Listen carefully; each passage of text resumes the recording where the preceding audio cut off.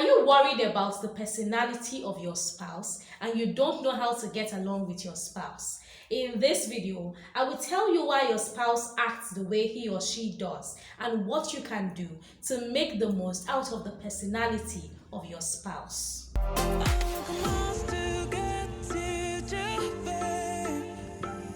Inspira Central. Inspira Central. Inspira Central. Inspira Central. Hello fellow Inspirers, welcome to Inspira Central. My name is Monica and I'm the Chief Inspirer herself. It is always good to be here with you. Thank you for joining me. Today I'll be talking to you about different personalities and how you can get along with them. I came across a post on social media where a certain lady was complaining about her husband's personality and how he's not very excited when she gets promoted or when certain things that excite her happen for her. The lady who wrote in the post says she's a choleric lady and her husband is phlegmatic. And she said that her husband did not have leadership qualities, that he was always just doing the same thing, never excited about anything, didn't take charge of the home, of the kids, or whatever they were doing in the family. And she felt like she always had to lead, she had to direct the home, teach the kids, and govern them generally. And she said that even when she got promotions at work, she didn't quite know how to share with the man because whenever she came home to tell her husband, she could come in very excited and the man would be like, "Oh, that's nice, congratulations," without any excitement or any joy. And she felt like that kind of demoralized her and dampened her spirits. And so she said she didn't like sharing her joys and her highs with the man because he had no excitement in him every single time because he was just dull like that. And she said she wanted to divorce him. She had been married for 10 years and she was thinking of getting a divorce because her husband was too dull. And so when I read it, I was wondering to myself, why is she seeing a problem here? Because I don't see any. But I know that sometimes when you're faced with a situation, you may not necessarily know that this is not the worst thing that can happen. This is not so bad after all. So I want to share my opinions about that particular topic here with my fellow inspirers. Now let me begin. I'm going to talk about temperaments a little because it seemed like this lady just knew she was choleric and knew her husband was phlegmatic, but she didn't quite see the strengths of their union. And so I want to pull her attention, if she's able to watch this video, I want to pull her attention as well as the attention of the rest of my viewers to the strengths of that union. Now, first and foremost, who is a choleric? A choleric is somebody who is very goal-oriented, very forceful, talks loudly, wants what they want, and will do whatever it takes to achieve what they want. They are very goal-oriented, they are very focused, they are very self-motivated, and they are goal-getters. That is who a choleric is. Now, who is a phlegmatic? A phlegmatic is somebody who likes the calm, the peace, the serenity, who likes routine and wants to do the same thing. They're usually not loud, they are very quiet, very laid back. They really don't stress you, they just do their thing, and they're usually on one job for a long time. They are not job hoppers, they are not opportunistic, they are not leaders. They go with the flow. They are not really change makers because they don't move for something, they don't force anything. That's who they are. So they are like the laid back guy, the quiet guy. It can be a lady, it's not a guy thing, but they are laid back, they are quiet, and they just do their thing quietly. So these are like two opposite characters, two opposite personalities. One is loud, forceful, a change maker. The other one likes consistency, likes the same things, doing the same thing every day, doesn't want to be bothered, just wants to have his or her peace. Two different personalities. Now let's see how there is strength in their union. First and foremost, what occurred to me when she was complaining about her being a choleric lady and her husband not taking charge, it made me wonder, you are choleric, You like to lead. It doesn't matter what your gender is. Whether you're a man or a woman, it doesn't matter. But the fact that you're choleric means that you like to lead. And so this lady is leading her home, right? And her husband is not leading. And when I read it, I was wondering, do you want him to lead while you're leading? Do you people want to have a clash of leadership? Who would you want to lead? Do you want to relax while he leads? I know that it's not very easy to relax while somebody else leads, except you really trust their judgment, except you really trust that they can handle the situation and you trust in their abilities. So if this lady has that trust in her husband and he leads, then she can lean back. But in this instance where her husband does not take charge, she has to lead. And I don't think she should have a problem with leading because most cholerics don't. But the issue now is, this is the man of the house. This is supposed to be the leader of the house. This is supposed to be the pace setter for the home. And yet, he is not leading anybody. He is not even leading the children. He is not leading the direction that the home should follow. He's just going along with whatever is happening in the home. And so, for somebody who is so forceful, so energetic, so driven, it's kind of like a Debbie Downer. Because it's like saying, so what is he doing in this home? How is he the man of this home? How is he adding to this home? What exactly does he contribute to this family? I can imagine she's thinking that. And while she's seeing it as a problem, I don't necessarily see it as a problem because I feel that they balance each other out. She's not seeing that balance now, but as an onlooker, as an outsider, I can see the balance. She is in the frame. You do not see the picture from the frame. When you're inside the frame, you cannot see yourself. But I'm looking at the picture, I'm looking at the frame, and I'm telling her it's not so bad. Why it's not so bad is that she said she got promoted. She said she is the one who actually dictates what happens in the house. It's not the worst thing to happen to a choleric.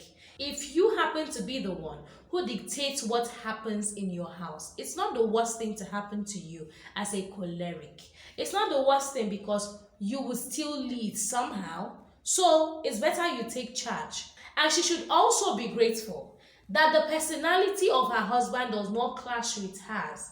Because if he were another choleric, for instance, it will mean that there will be two cholerics. So it's like having two masters in the house, and that could bring her a lot of trouble. That could bring her a lot of stress. That could make their home turbulent. But they have a peaceful home. There is obviously one clear leader, and it doesn't matter what the person's gender is.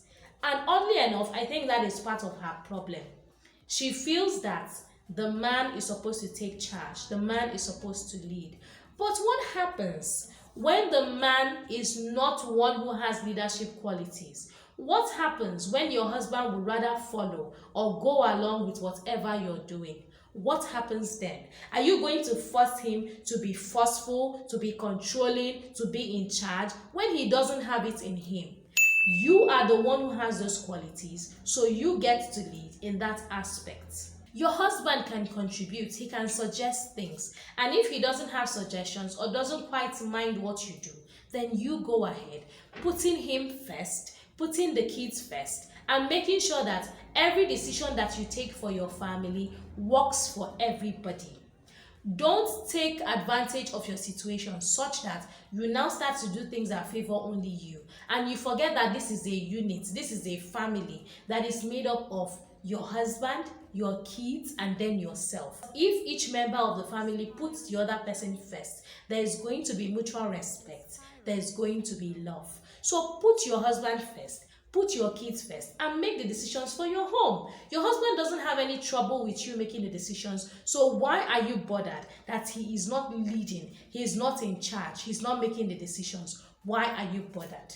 And it seems to me like she is bothered because of what society says. Society says the man is to lead, he is to take charge. There is a certain way that society paints marriages where it looks like the woman must be docile, the woman must be quiet, the woman must take orders from the man, and the man should be bossy, he should be controlling, he should be in charge. But you haven't asked yourself, who are these two people in this marriage? What is A's quality? What is B's quality? What is the man's quality? What is the woman's quality? What do they each and both bring to the table? And how can that work for their home? If you are a smart couple, you will never listen to what society says. You will never follow the script that society has written for you and your marriage. You will do what works for you. Because society will not live with you in your home. Society will not come in there and see you when you wake up, when you sleep, how you brush your teeth, what you eat every day, how you take care of the kids. Society will not come and live with you. You and your spouse will live together in that home and you will raise your kids together. So both of you should come together and decide that this is how you want to raise your kids. This is how you want your union to be. This is how you want to make decisions. This is how you want to run your finances. This is how you want to run your home. It is up to two of you. It's not up to society. It's not up to family. It's not up to friends. It is up to the two of you. And so I'm thinking to myself that this woman possibly is wondering, why can't my husband be like other men? Why can't he take charge? But when you say that to yourself, I want you to know, dear Mrs. Choleric, that if your husband starts to take charge, you may start to resent him. If you have somebody who is very controlling, who would not let you voice your opinions, who would not want to hear what you have to say, you will start feeling stifled, and you don't want that.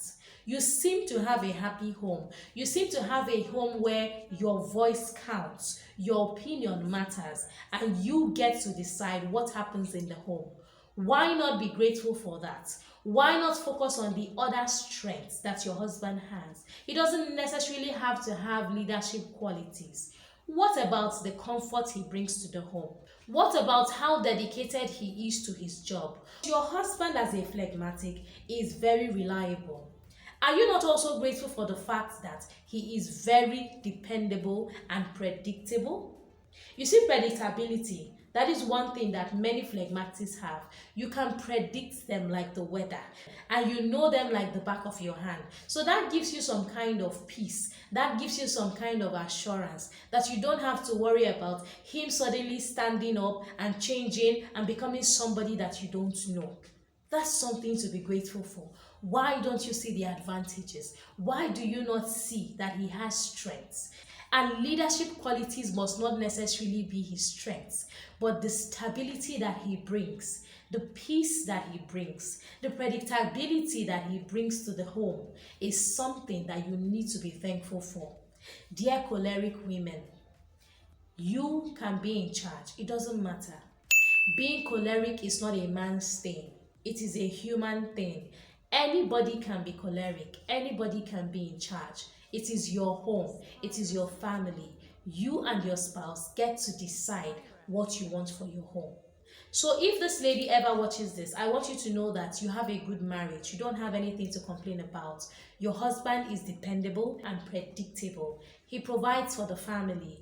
Even if he doesn't lead, thank goodness you have the qualities of a leader and you are leading. So keep leading your family, but love and respect your husband and let him have his opinions about things. And if he doesn't have an opinion and says whatever you decide is fine, that does not diminish the fact that you should still love him, honor him, and respect him as your husband.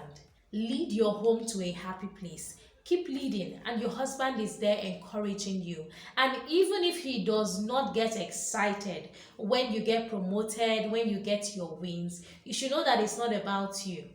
That is just how that guy is. If you actually watch it, he doesn't get excited for many things. He doesn't even get excited for his own self. He may get promoted today and he will not tell you with excitement. He may just show you the promotion letter or tell you, hey babe, I've just been promoted today. And he'll shrug it off. And you will be like, yay! And he'll be like, that gentle smile. That's how they behave. Those phlegmatics, don't mind them. Don't personalize it. Don't take it upon yourself and say, this guy never gets excited for me. He doesn't get excited about anything. It's not about you. So stop personalizing his dullness. That is just how this laid back guy is. So get to understand your spouse, get to understand his personality. And when you are dating, that is the best time to understand the temperament of your spouse. Before you tie the knot, ask yourself, is this somebody that I'm compatible with? Is this somebody that is in alignment with me? Get to understand your spouse. Find out what their personality is, find out what their temperament is, and then you can now know how they think and how they see the world. You can read about personality types and temperament types. You have the choleric, you have the phlegmatic, you have the melancholic, and you have the sanguine. Understand first and foremost who you are. Understand your temperament, because if you know your temperament, then you get to know people that you are compatible with. And when you now find out who you're compatible with, then you can decide if you want to do life with this person.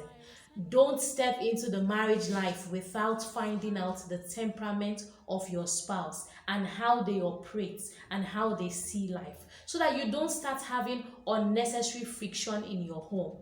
This friction that this woman is having in her home is avoidable. She needs to understand the way the man operates and how he's laid back, and the fact that his lack of excitement is not about her.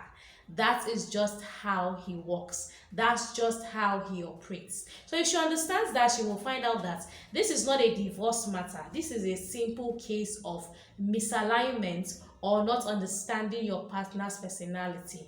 And so before you get married, understand the personality of your partner and find out if you're compatible or in alignment with each other. If you enjoyed watching this video, please tell me in the comment section. Also, if this video has helped you with your love life, as well as understanding the personalities of other people around you, please tell me below. If you like to watch more videos that encourage you, motivate you, and help you understand people better, please subscribe to this channel. Simply click the subscribe button and get subscribed to this channel today. It is completely free of charge. You don't have to pay anything to subscribe to this channel. So, click that subscribe button. Also, do not forget to click the notification button so you'll be notified as soon as I update. Please like this video, give it a thumbs up if you enjoyed watching it. Also, please share this video with everyone.